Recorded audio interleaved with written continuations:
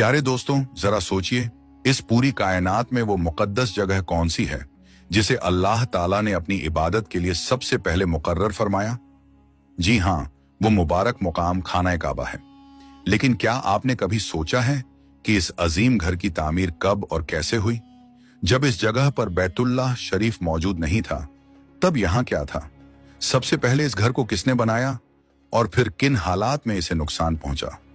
और वो कौन सी मुकद्दस हस्तियां थीं जिन्होंने इस घर की तामीर और तजदीद का शरफ हासिल किया? वक्त के साथ काबा शरीफ पर कई मर्तबा तामीर और मरम्मत का काम हुआ। तो आज जो काबा हमें नजर आता है, वो किस दौर की तामीर है? किस बादशाह ने सबसे पहले इस पर किस्वा चढ़ाने की शुरुआत की और आज ये खिदमत किसके जिम्मे है? साथ ही ये भी एक दिलचस्प सवाल है कि काबा शरीफ में सोने का दरवाजा सबसे पहले किसने लगवाया?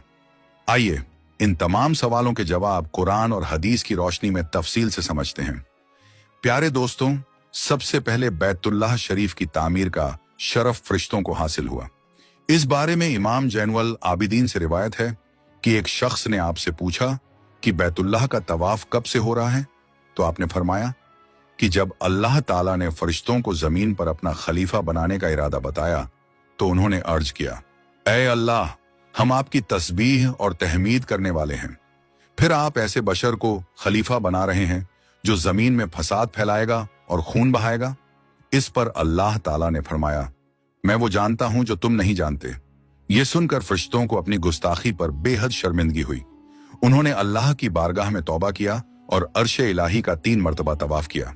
तो अल्लाह ताला ने अपनी रहमत से अर्श के नीचे बैतुल मामूर बनाया।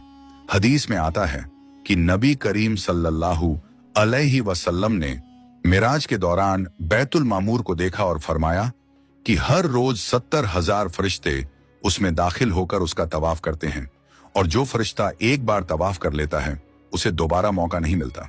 इसके बाद फरिश्तों से फरमाया गया कि अब तुम जमीन पर भी इसकी मिसाल के मुताबिक मेरा घर तामीर करो। कुछ रिवायतों में आता है कि सबसे पहले बैतुल्लाह शरीफ यानी खाना काबा की तामीर फरिश्तों ने की। फरिश्तों की तामीर के बाद हजरत आदम अलैहिस्सलाम ने बैतुल्लाह शरीफ को इन्हीं बुनियादों पर दोबारा तामीर फरमाया। हजरत अब्दुल्लाह इब्न अब्बास से रिवायत है कि जब अल्लाह ताला ने हजरत आदम अलैहिस्सलाम को जन्नत से जमीन पर उतारा तो उनका कद बहुत बुलंद था। उनका सिर आसमान तक पहुंचता था। वो फरिश्तों की इबादत की आवाजें भी सुना करते थे, लेकिन तन्हाई की वजह से उन्हें वो उन्स और सुकून महसूस नहीं होता था जो पहले था।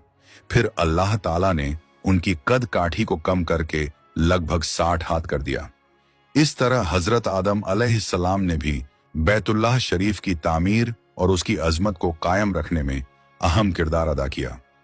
हजरत आदम अलैहिस्सलाम ने अल्लाह रब्बुल आलमीन की बारगाह में अर्ज किया, ऐ अल्लाह, अब मुझे फरिश्तों की आवाजें क्यों नहीं सुनाई देती?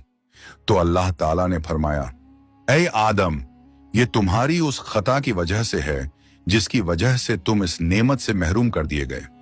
फिर अल्लाह ताला ने हजरत आदम अलैहिस्सलाम को हुक्म दिया, ऐ आदम, तुम जमीन पर मेरा एक घर तामीर करो और उसके गिर्द तवाफ करो और मुझे याद करो जिस तरह तुमने फरिश्तों को मेरे अर्श का तवाफ करते हुए देखा था।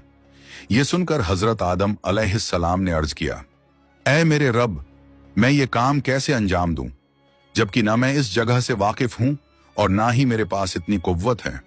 तब अल्लाह ताला ने एक फरिश्ता मुकर्रर फरमाया जो उन्हें मक्का मुकर्रमा की तरफ ले गया ताकि वो वहां अल्लाह के घर की तामीर का काम शुरू कर सकें। हजरत आदम अलैहिस्सलाम रास्ते में जिस जगह से गुजरते और वो जगह उन्हें पसंद आती तो अर्ज करते, मुझे यहीं ठहरा दीजिए, मगर फरिश्ता अर्ज करता, आपकी मंजिल इससे आगे है। आखिरकार वो मक्का मुकर्रमा पहुंच गए। रास्ते में जिन जिन मुकामात पर हजरत आदम अलैहिस्सलाम ठहरे वहां बाद में आबादियां बसती चली गईं और जिन जगहों को छोड़ दिया गया वो जंगल और वीरान इलाके बन गए।